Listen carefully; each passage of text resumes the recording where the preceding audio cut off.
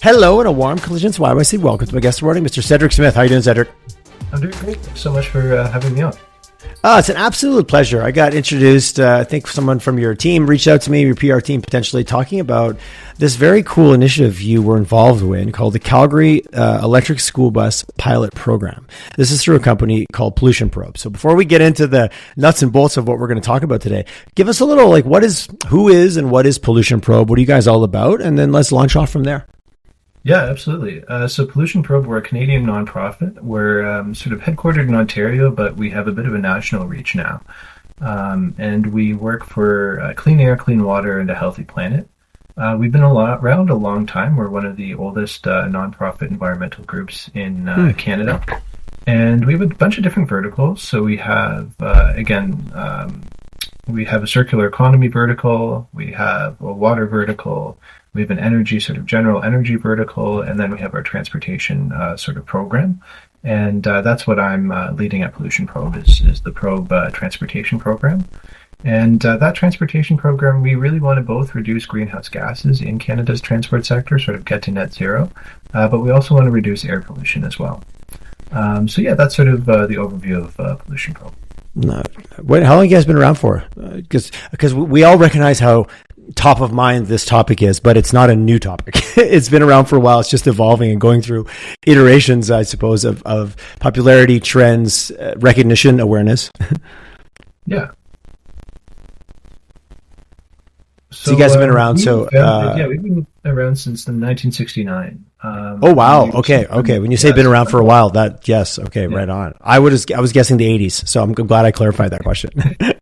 Yeah, no. And how long have you been there? You're the director of transportation, which we'll get into a little bit, and which you touched on, obviously, GHG reductions, air pollution. How long have you been on the team? Just over a year at this point. Yeah. Oh, nice. Yeah. So was this project with the pilot program for the electric school bus, was that fair? Must have been fairly almost right away when you kind of got involved. Oh yeah. I came into Pollution Probe, and we were already sort of working on it, and the project was sort of already getting started, and it was kind of already underway. And it was a real pleasure to come on board and sort of get nice and walk into a project like that. Yeah. How maybe this is just an oversimplified. Are you guys getting busier? Is there more activity? Are you having more inquiries? Is it also diversification of different problems that are out there? People asking you to something like an electric school bus pilot program, which probably wouldn't even have been on the radar 5 years ago. Yeah, well, it's interesting. I think Pollution Probe, we've always been busy, but especially over the past years, there's definitely been an increasing focus on climate change across the country, and so shops like ours that offer those solutions to help reduce greenhouse gas emissions in the transport sector, there's going to be an increase in busyness for all of us. I think at Pollution Probe, we've our transport shop has increasingly had a bit more of an engineering focus to it, and so this is sort of a bit more of an engineering project here. Okay. We've always had a bit of a tie at Pollution Probe to sort of engineering at the University of Toronto, but was really pleased to see sort of a really nitty-gritty kind of on the ground program here with this Calgary pilot program. So talk to me a little bit. So engineering focus. What does that mean from the context of how that influences how something like this project would have gone forward when you're looking at it through an engineering? Is it safe to say you're looking at everything through an engineering lens? Not necessarily, but with this project, for example, we installed sort of the telematics devices on the buses. We monitored the charging through the charging infrastructure. Really getting down and into the details of the data. And sort of a real on-the-ground demonstration is what this project kind of represents. Which I like you said, to roll up your sleeves, let's go out there in the real world, the hot days, the cold days. So talk to me so what was, to get it rolling, let's get right into this, the program that you did. What was the original, what was the original question that was being asked, or was it a series of questions? Is this viable? Is there a timeline? Talk to me a little bit, how was the pilot program kind of structured, and what were some of those original, were you trying to prove out some things that you believe to be true, or was it more, hey, let's just run this and see what we find out? Yeah.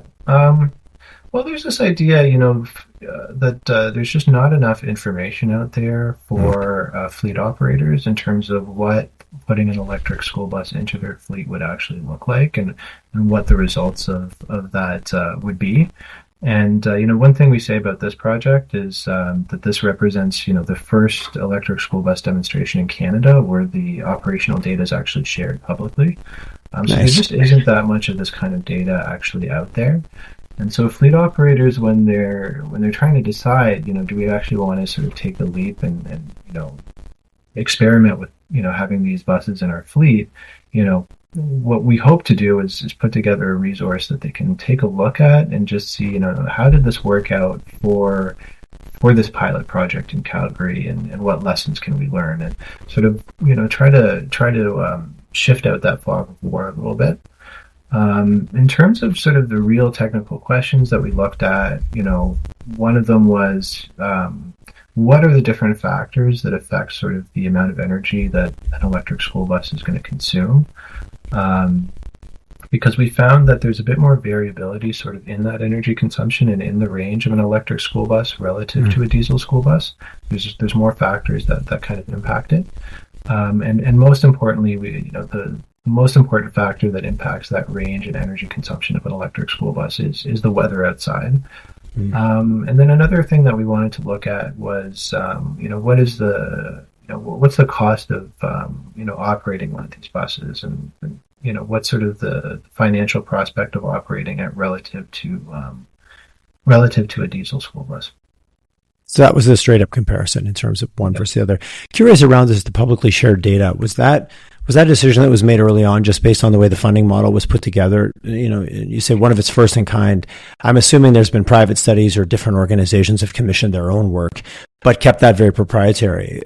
Just hearing that difference of like, I'm a fleet operator, I might be a small fleet operator, I don't have the budget or the appetite to take on something like this, but I really want the data. I go out there, I can't find it. That really stops me from acting before I was going to actually make some of this switch. So just curious, your thoughts on, sounds very positive from the perspective of having this publicly available. Even the fact that someone from your PR team reached out going, hey, we really want to tell this story. We really want to, is this something that'd be interesting to your audience? As I read through it, I was like, oh, it's interesting that you guys are out, quote unquote, shopping it around in a good way. Yeah. We want to make sure that we're putting out research that doesn't just sort of gather dust on a shelf. We want to make sure that if we put this resource together, fleet operators sort of across the country are aware of it, and at least have the chance to take a look at it and give it a shot and see if there's something useful to learn from it. And like you say, some of these studies will have been done, but a lot of them might have been proprietary. Also, some studies might have been done sort of south of the border where temperatures are a lot warmer, and it might not be as relevant to that cold sort of Canadian context. And that's why the cover of this report is sort of an electric school bus, in the snow, right? And that's that's one of the. Let's not mince words. Let's talk about what's going to happen in Canada for unfortunately a large portion of the year. Yeah. Exactly. And so from your perspective, we'll go through it a little bit, but any kind of top line, was there any surprises? We go in as a researcher with a very open, but we often have our thoughts and our cognitives of what we think might happen. Like, oh, it's going to be more challenging when it's cold. Like, that's well documented. Battery performance. Anything that was a real surprise for you coming to the game? Being an open-minded researcher, of course, but was there anything that you were like, oh wow, I didn't think that was going to go that way? Mm-hmm. It depends. I think there might have been things that were a surprise for me individually. That might not have been a surprise for someone, might have been in this sort of area a bit longer and might have been studying the specific aspect of sort of electric school bus deployment in more detail for a longer period of time. Yep, that's fair. So it's tough to say. I think, for example, one of the things that stood out to me, for example, is sort of the impact of how you measure sort of the energy consumption of an electric school bus, for example. So there are two different ways of measuring it. The first is measuring it just based purely on how much energy the electric school bus consumes when it's sort of on the road, and then the second is you measure it by how much energy the charger for the school bus is taking up, and those two can be quite different. Due to factors such as losses of energy when it's being transferred into the bus, maybe in cold winter conditions, maybe the need to preheat the bus before it goes on the road. So we found that the difference in sort of what we call energy intensity is on average about 41%. I don't know if that was surprising to me necessarily, but it was just sort of that difference is something I hadn't sort of considered in depth before studying it in this research report. Well, that's that total cost. When you say 41%, 40% in reference to what? 40% more than just, if you're taking into consideration the bus ran its route, it came back, it was full, it came back, it was 30% less, we can value that, versus adding another 41% on top of that to show all those other factors. Am I interpreting that right?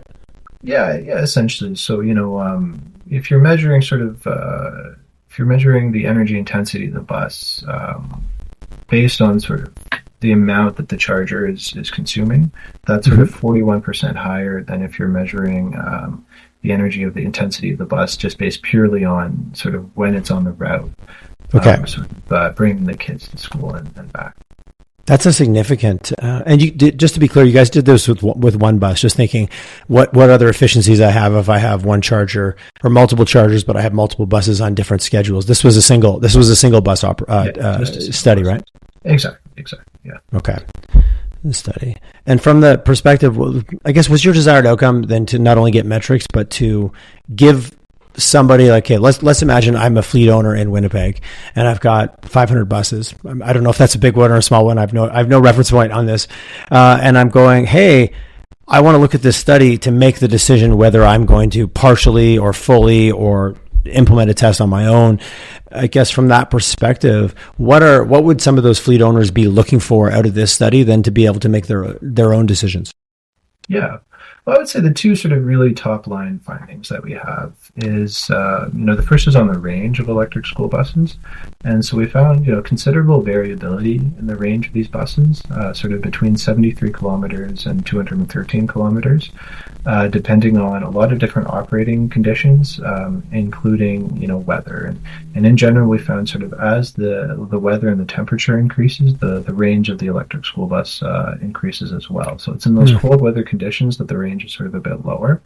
And that's something that I think fleet operators, they can take that into consideration when they're deciding sort of what routes they might want to put an electric school bus on. So if it's those sort of colder winter conditions, then they might want to put the electric school bus on sort of the shorter routes, not the really long ones, And then the second one was in terms of total cost of ownership. And so total cost of ownership, that's not just the upfront price of the bus. That's sort of the cost of sort of purchasing the bus and then operating it over a certain period of time. So we compared the total cost of ownership of an electric school bus with that of a diesel school bus, over a 13-year period. And we found that within Alberta, the total cost of ownership of an electric school bus is about 19% higher than for a diesel school bus. But then if you take into account some of these federal financial incentives that are available right now that look at like capital costs and so on, then you get a bit of a different story. Then the total cost of ownership of the electric school bus is actually about 20% lower compared to the diesel bus. So what I heard you say, if I'm going to paraphrase, and a bit cynically for sure, is that it's only viable with government back-end financing or back-end funding. If you're able to offset this technology, it's not actually a better technology yet from a pure just efficiency perspective. We're just talking dollars, total cost of ownership. But with incentives, tax dollars brought back into the mix, then it makes it viable? Is that, am I being slightly cynical in the way I'm asking on purpose, just so it opens up our conversation? Well, yeah, no, what we're seeing is sort of the cost of these vehicles are decreasing over time, sort of naturally. So, we've seen a quite significant decrease in the cost of batteries over time, and we're expecting that that's just going to continue. But what we're seeing right now is, what we're thinking is viable is that some of these fleets take advantage of these federal financial incentives, and that they test out these vehicles in their fleets, so that when price parity does come, then they can sort of have maybe larger deployments. And then, at that time, maybe their staff is already trained up on the technology to a significant extent, and they can kind of hit the ground running, when that time comes. Which makes sense. Like, as you said, technology, it's the worst it's ever going to be today. It's only going to be better tomorrow. And so far, from that perspective, did you guys take into any consideration, is 13 years typically end of life for a school bus? Like, what, curious around the 13-year choice in terms of time frame. I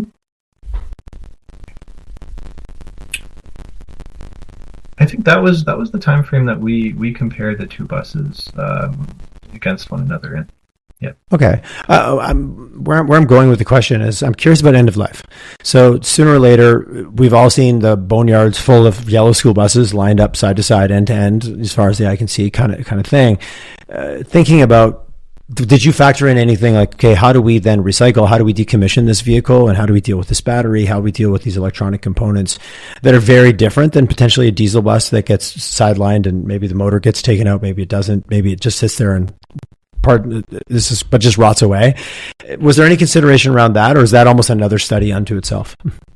Yeah, that wasn't something that we explicitly looked into for this report. But one thing that I've seen in the past and in previous studies is sort of that the importance of a battery recycling industry, and we've seen already that to some extent. I know I think Li-Cycle, for example, has a facility within Ontario that goes into battery recycling, and that's a really important aspect of sort of the value chain for electric vehicles and electric school buses, and sort of terms of making sure that any environmental impact of these vehicles is minimized. Mm-hmm.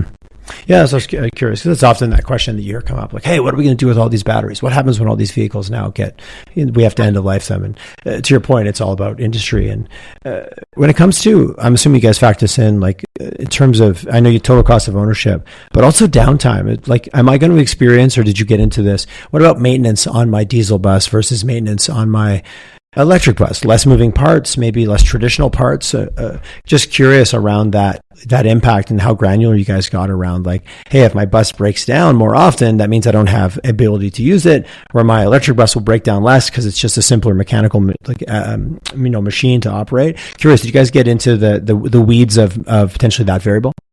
Yeah, no, and you're absolutely right. So, electric school buses, they actually have a lot less components relative to sort of diesel buses. And that's expected to lead to sort of reduced maintenance requirements over time.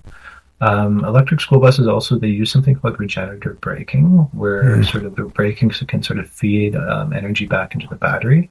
And that can also then reduce wear and tear on the brakes. Okay. And one statistic that we found, which we're really interested in, is the study by the Oregon National Laboratory, and they've assumed a 40% reduction in maintenance costs for electric vehicles relative to diesel. That being said, on our in our study, we did experience certain maintenance events, including coolant leaks, or effects of the winter. Aspects on sort of the thermal management system as well. Okay, interesting. And curious, who was the manufacturer? Where did the bus come from? Was it Bluebird? Did I read that in the study? Who's a well-known bus, like school bus manufacturer, correct? Yeah. Interesting.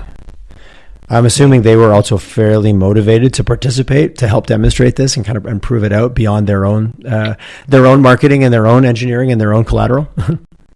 Yeah, I think it's, and sort of to answer your question more specifically, so a relatively recent Bluebird model, so 2022 model year, battery capacity of 155 kilowatt hours. And yeah, I think, school bus manufacturers are going to be they're going to be interested in improving out these vehicles and really demonstrating sort of their value and their potential to operate in those cold sort of Canadian conditions.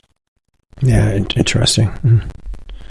And is there any, I think I read in your study, like preheating the buses and doing certain techniques that, obviously then you have to have a large shop facility that you can heat that then allows the bus to be preheated, or, thinking about it, like, again, what were how many ways around the cold were available to help improve our situation? Or a cold day is a minus 30 days, a minus 30 day when it comes to your battery and the amount of power you're going to need how much harder it is to just move that bus through the world. Yeah. So, there are different ways of sort of dealing with the cold winter conditions. One of them obviously is preheating the bus, and one of the biggest ways in which sort of cold temperature can affect the range of the bus is that cold temperatures might necessitate the use of an electrical heating system.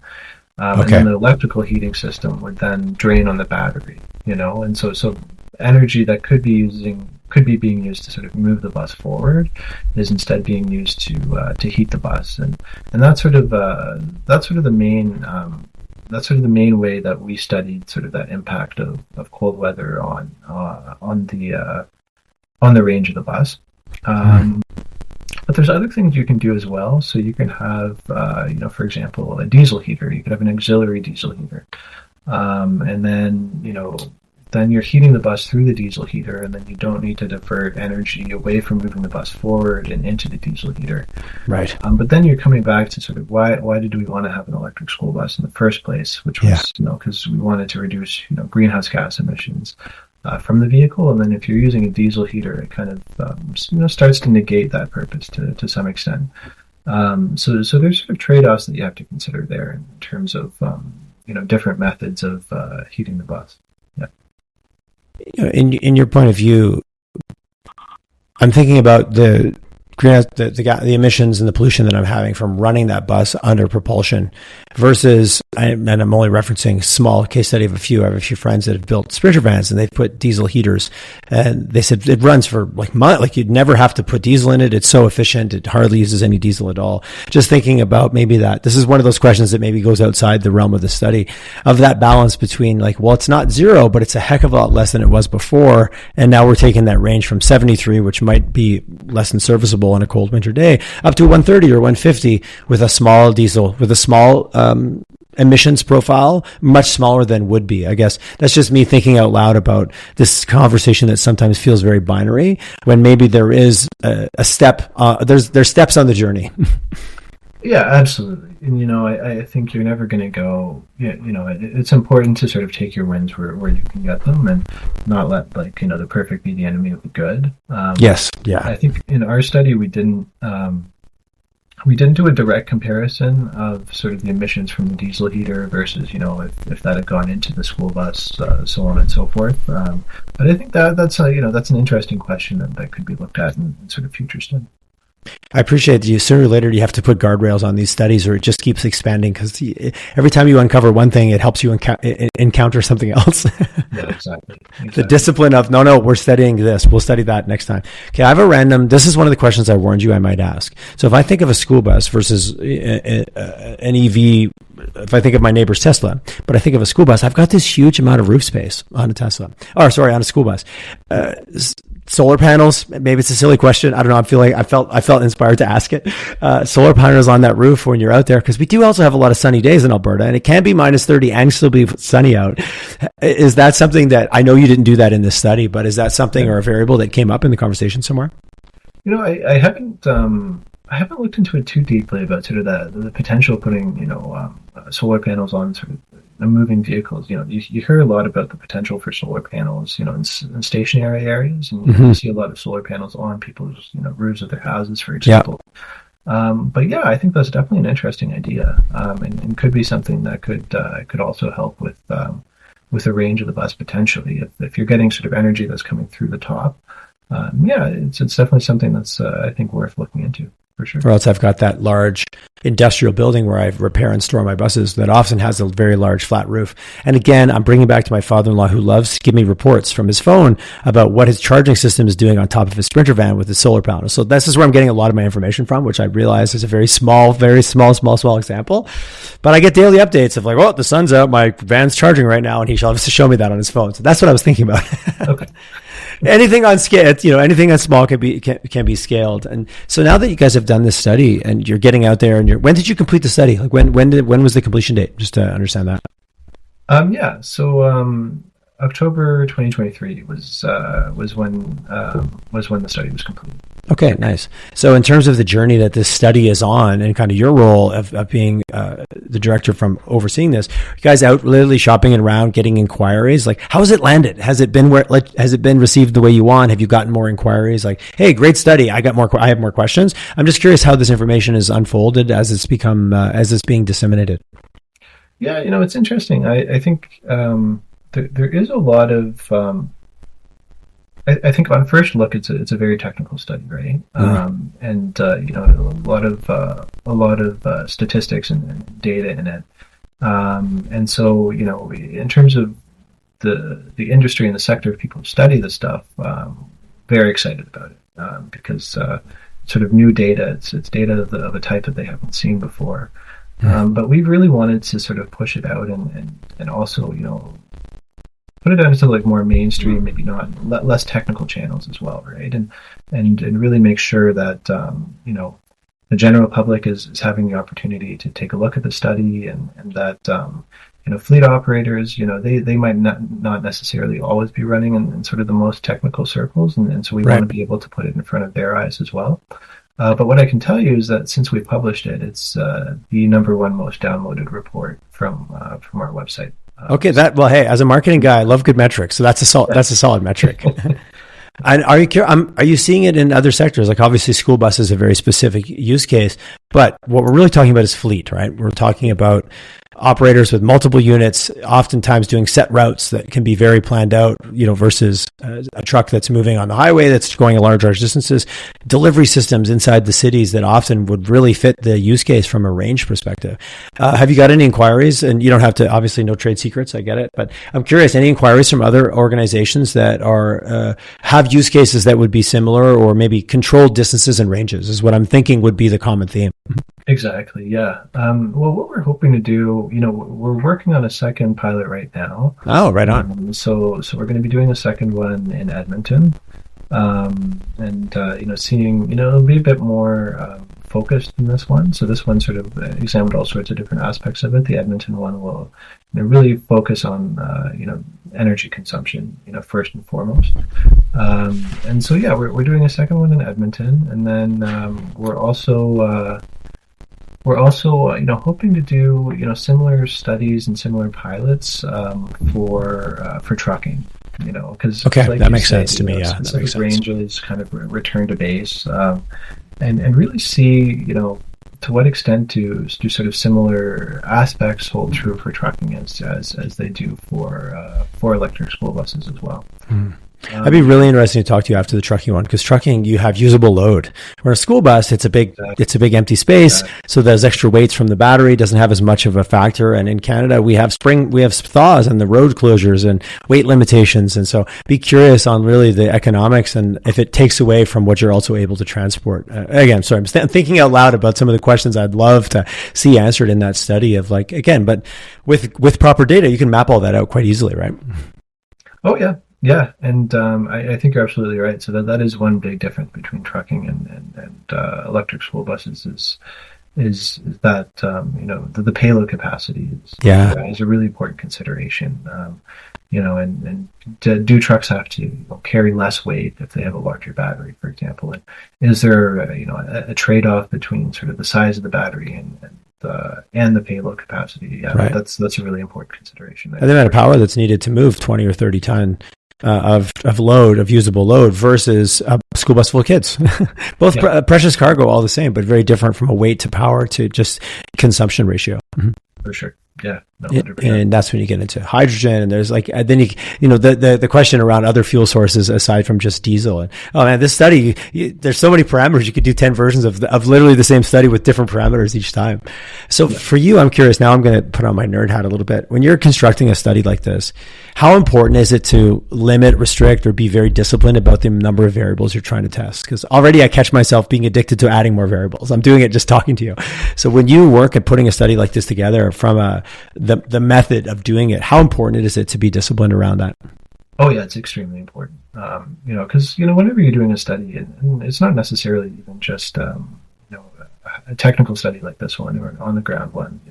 I think even if you're doing sort of desktop research, you're looking into a problem or a question that you want answered. You're always going to be tempted to go into like 100 different areas, right? Yeah. And because so if you're in this field and you're a researcher, there's often sort of certain curiosity that kind of drove you to get into the field. And I'm sure it's the same with you, Tyler, with podcasting. I'm sure that you're a curious guy, and that's why you have the different guests on, because you want to learn. 100%. You've seen through my veil of why I do podcasting. I have so many curious questions I want to ask people. Yeah. Hence why even now I'm like, I'm curious about this now. I know, exactly. I've created a playground for my curiosity. Well said, sir. There you go. Yeah. So birds of a feather, right? We're similar in that aspect, but you have to be so disciplined, because you want to be able to finish your project sort of on time and on budget. And if you're not disciplined with yourself about what variables you're looking at, then that's where you start incurring some risks as well, and also in terms of communicating the project at the end of it, because we want this to be helpful to fleet operators, right? And so you want to have sort of those top line key messages of what did we find here, right? And so I think this study, we've been able to, really keep to those top line messages about, range and the impact of winter conditions on range, and then also, total cost of ownership. I would say those are sort of the two top line, outcomes of this research. And I think we've managed to stay, quite focused and disciplined in terms of the different questions we've asked here. Mm.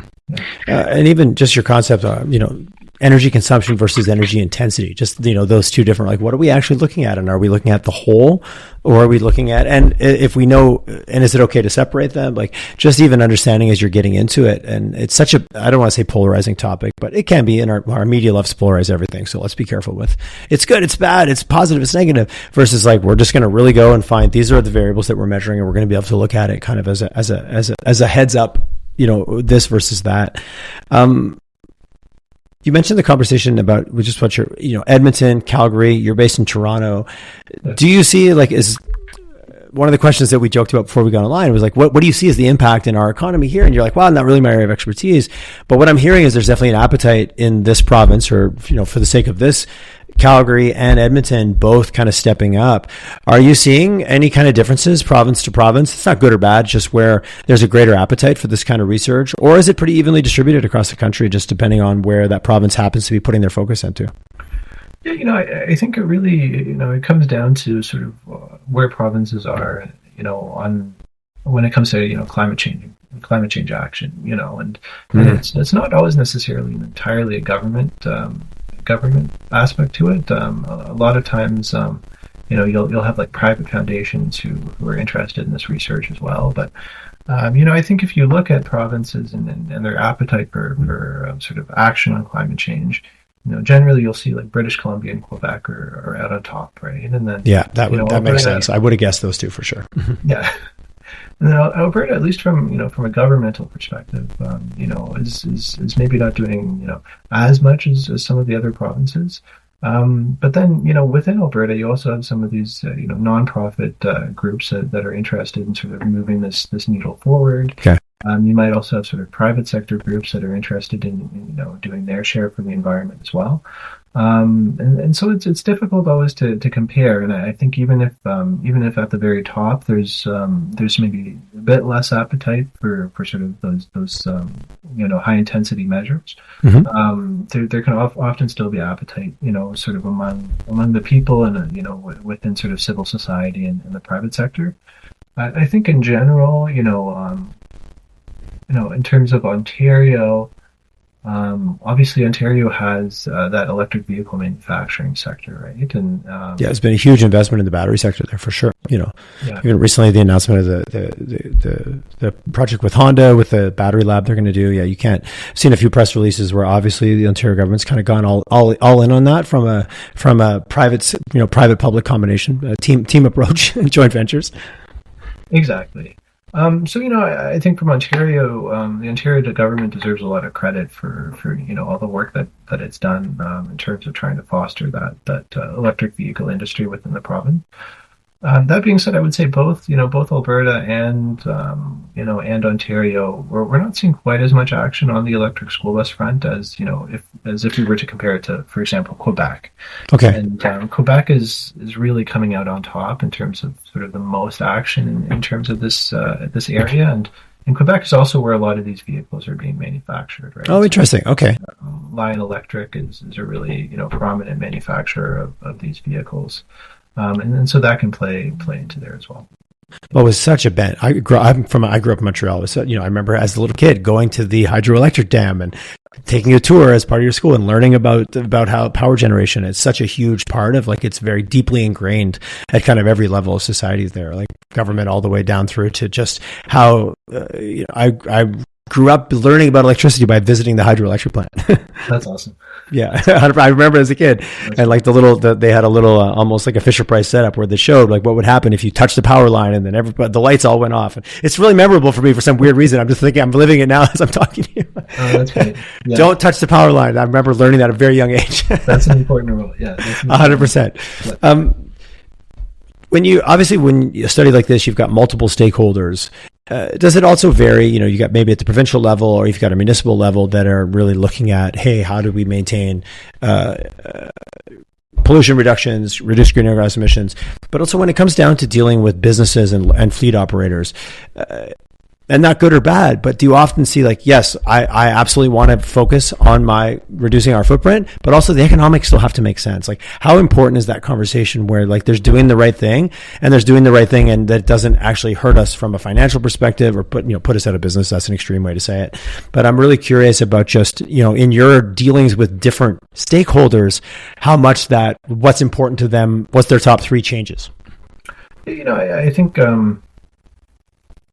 I think a lot of people in the private sector, right? They want to do the right thing, and they want to sort of play their share in helping reduce greenhouse gas emissions and sort of slow down the warming of the planet. That being said, there are those business realities, right? And they can't do it if it's going to be too costly for them, or if it's going to hit their bottom line to too significant an extent. And obviously there are some businesses that are that might be willing to take a bit of a hit, and might have like a larger sort of social responsibility budget. Yeah, and depending on where they're shareholders, and oftentimes it does come back to who are the quote unquote owners of the company and what do they value. Mm-hmm. Exactly.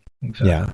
So from this, what I heard on this study was that, from a 13-year, total cost of ownership perspective, and I look at electric versus diesel, and we take advantage of the incentives that are there from a federal or provincial perspective, specifically from federal.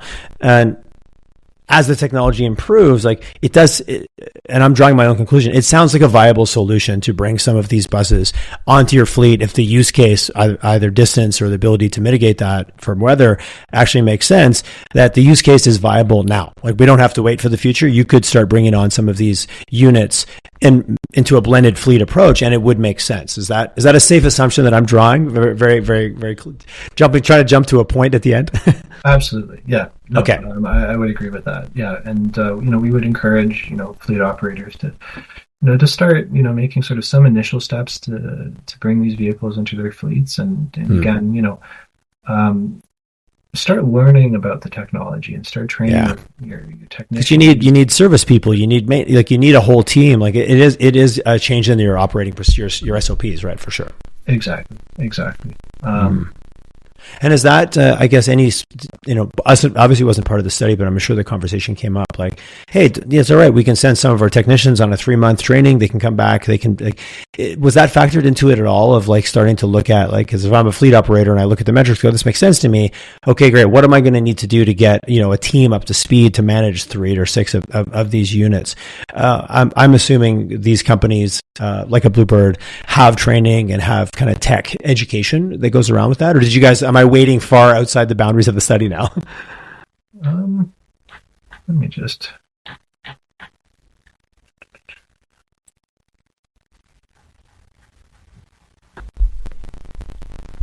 So obviously such a huge factor in terms of, but if you're moving in this direction, the sooner you can get people up to speed. Also from a team perspective, if I'm an individual who's really curious about this technology from a technician mechanic perspective, also could be a really nice progression from a career perspective to learn and to understand this new technology, which is going to obviously become a very transferable skill as we move forward. Yeah, absolutely. One last question, or maybe I shouldn't make promises I can't keep. It might be more than one last question.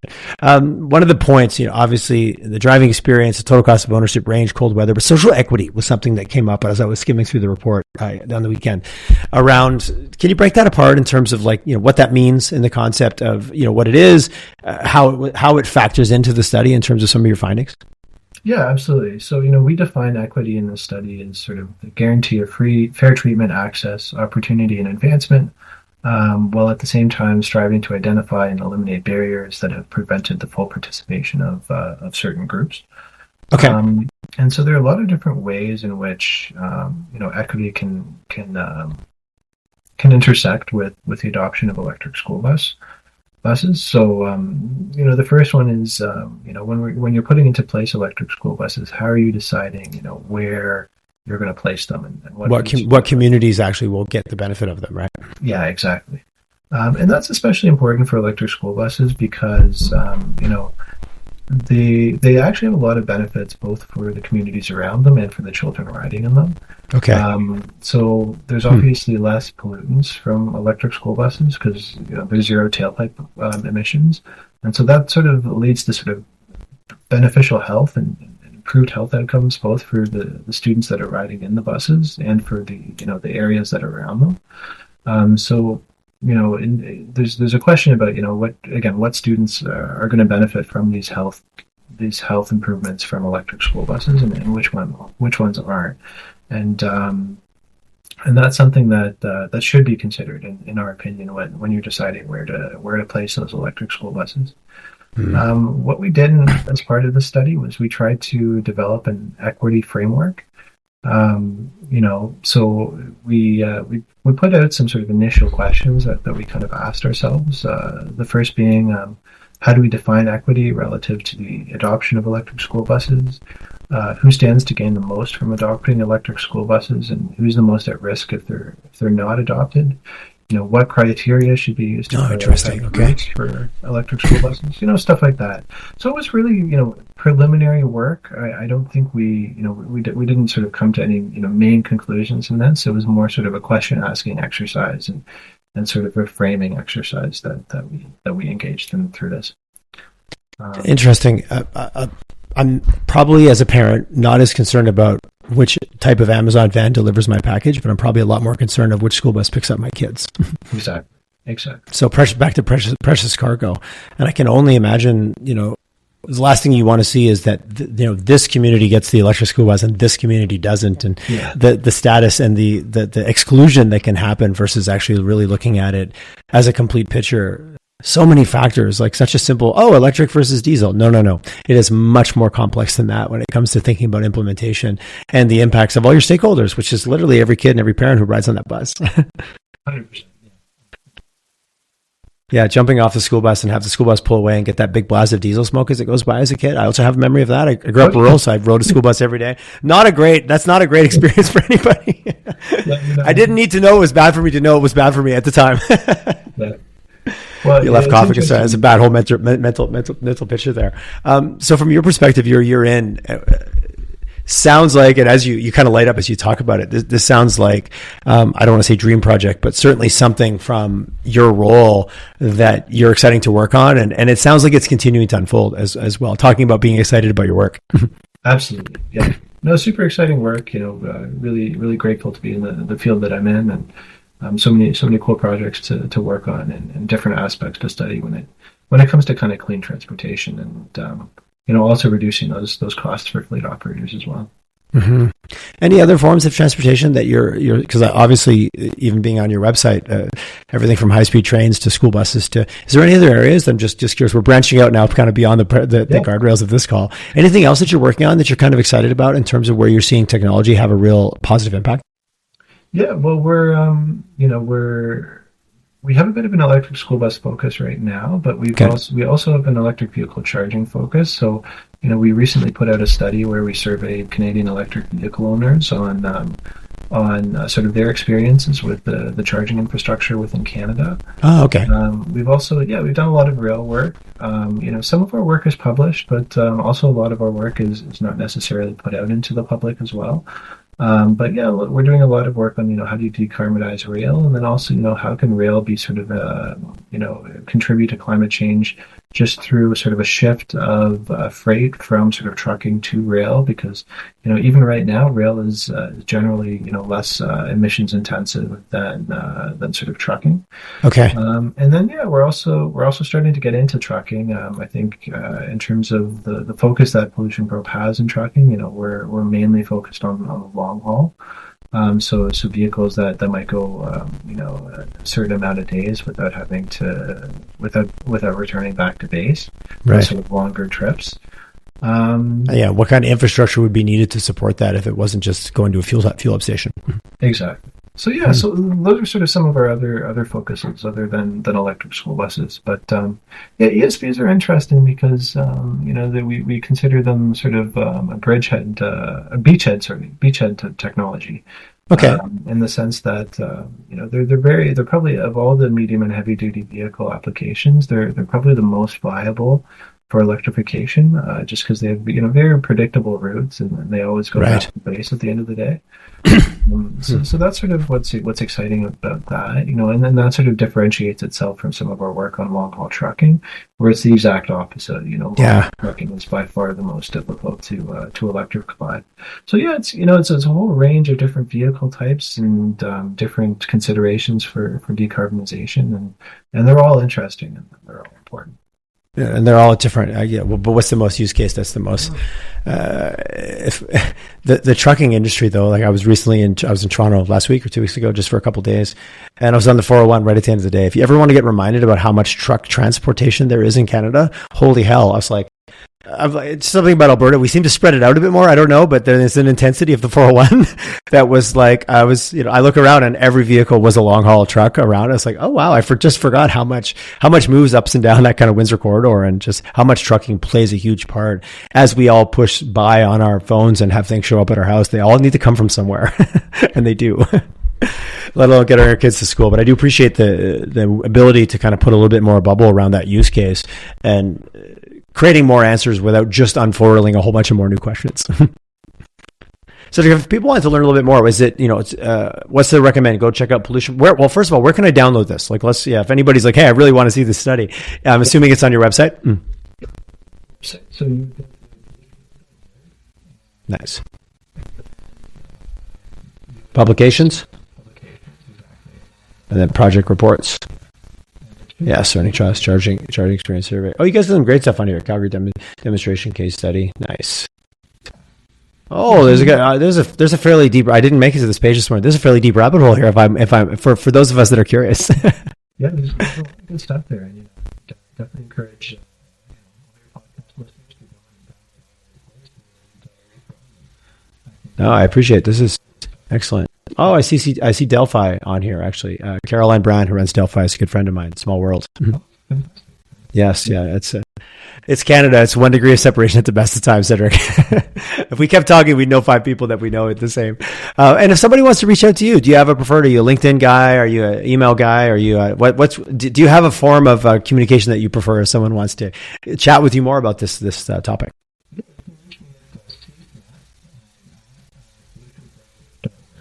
Amazing. Perfect. Yeah. Fantastic. Cedric, that was really informative, and really, again, you gave me you're an excellent guest on my playground of curiosity. I could call it that, but that sounds a bit fluffy. But yeah, you called it. You pointed it out very, very, very clearly, and I certainly enjoy your passion and your curiosity for a topic that is going to do nothing but evolve over the next forever, I would imagine. Appreciate it. Thank you, Cedric. Thanks so much.